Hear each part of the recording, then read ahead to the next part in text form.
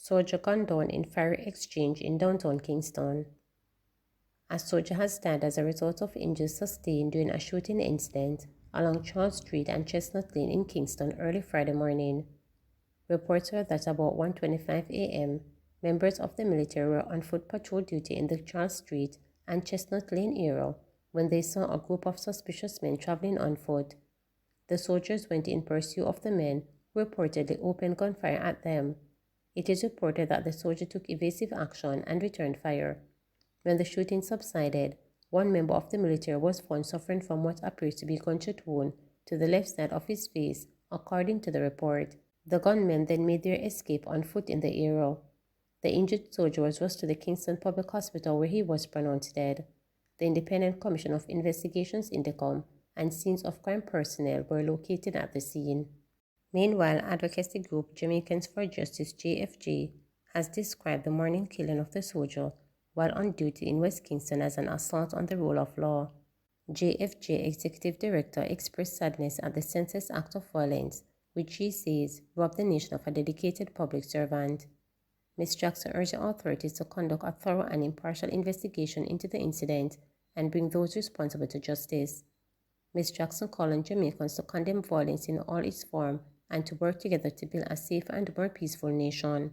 It's a sad day for Jamaica when an individual who has put their life at risk in serving our country was brutally taken away by a senseless act of violence. This brutal attack has robbed our nation of a dedicated public servant who really has committed himself to serving and protecting our communities. It's an attack on rule of law. It's an attack on the state when gunmen strikes at our law enforcement officers. And it is with this in mind that JFJ condemns in the strongest way possible this senseless killing of our fallen soldier. We urge citizens, if you are aware of any information that can help the police in its investigation, that can help to bring those to justice who were part of this brutal attack, to share information as necessary. We must stand in solidarity with our law enforcement officers as they carry out their lawful duties without fear that they will come under attack by people who have no respect for rule of law. Our heartfelt condolences to the family and friends of the public servant, and we hope that the family is getting the necessary counseling and support as they grieve during this rough period. Craft vendor, common law spouse killed in St. Elizabeth. A couple was shot dead in Mango Walk Lane in Mountainside, St. Elizabeth on Friday morning. Head of the St. Elizabeth Police Superintendent encouraged me to confirm the incident. Sometime at about 3:45 a.m., the couple was on their way out of the lane. It is understood that the female is a craft vendor who sells in Montego Bay Craft Market. The common law spouse was assisting her out when gunshots were heard. Residents stumbled upon the body and summoned the police, he stated. On arrival at the scene, we found the lifeless body of a lady lying on the road face down.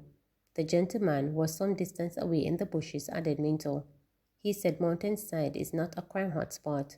This is a community that is not known for violence. In fact, we haven't had any major crime in this community for over a year now, he stated. The residents of this area are very concerned and certainly not accustomed to this type of incident in this space.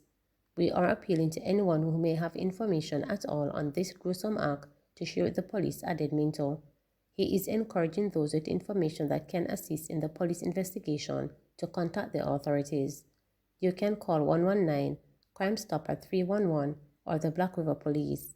Any information you have, it doesn't matter how slight it is or how minor you think it is, please share it with the police, he stated. Medic to be buried today at Church of God in Salve. The music industry will get the chance to pay their final respects to entertainer and businesswoman Stephanie Medic Williams, who will be buried today, August 24th, 1 year to the date when she was first reported missing by her family.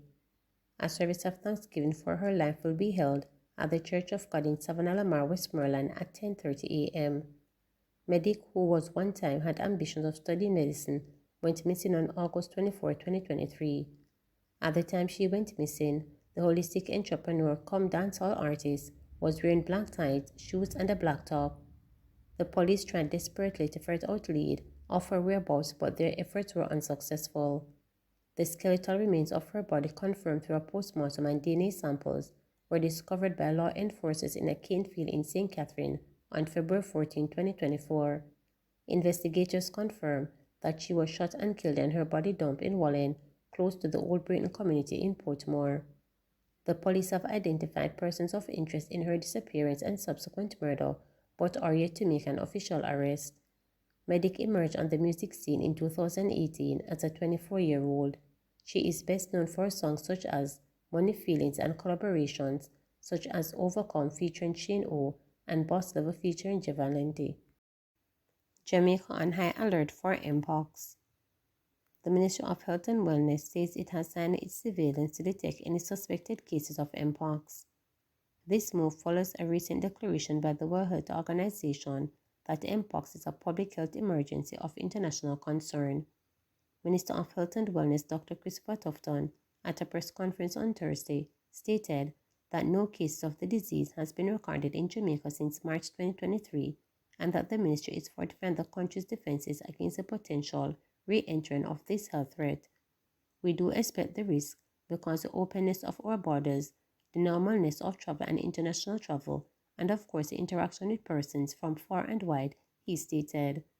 He announced that the government has increased vigilance at the country's ports of entry and that people visiting the island from countries where Mpox is present may be subjected to a higher level of surveillance by health teams.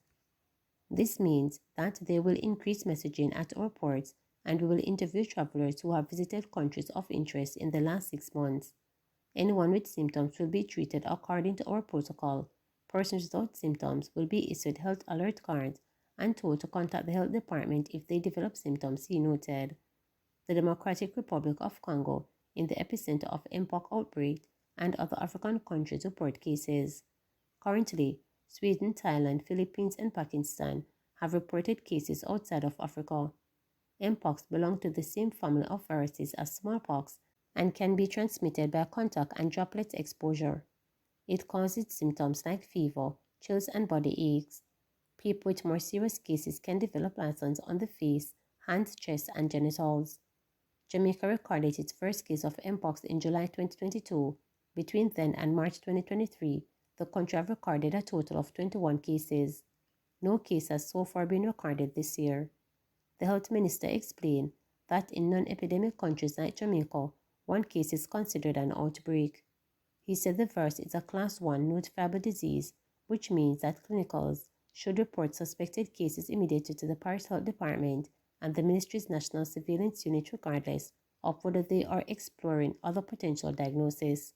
The overall goal of surveillance, case investigation, and contact tracing in this context is to break chains of human-to-human transmission and to stop the outbreak. Surveillance is critical, therefore, at this time to rapidly identify cases and by extension with each case, the clusters in order to provide optimal care, isolate cases to prevent further transmission, identify management and follow-up contacts to recognize early signs of infection, to protect frontline health workers and identify risk group, and tailor effective control and preventative measures, he added. Tufton shared that the Health Ministry has been meeting with the 4 regional health to form a response plan and that it has begun its public education and community engagement program. Members of the public are also urged to advise the health department if they develop signs and symptoms. This is not an attempt at creating any panic or undue alert. It is, however, an important notification to the public that this is a growing concern and we must prepare ourselves and protect ourselves to avoid infection, whether from one person or for a community. This is the interest of our country and this is how we have to treat with these things, he noted.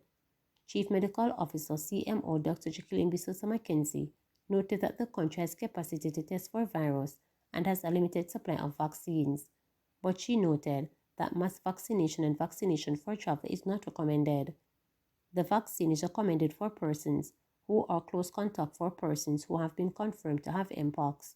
It is not given to everyone, especially now when the vaccine is in short supply.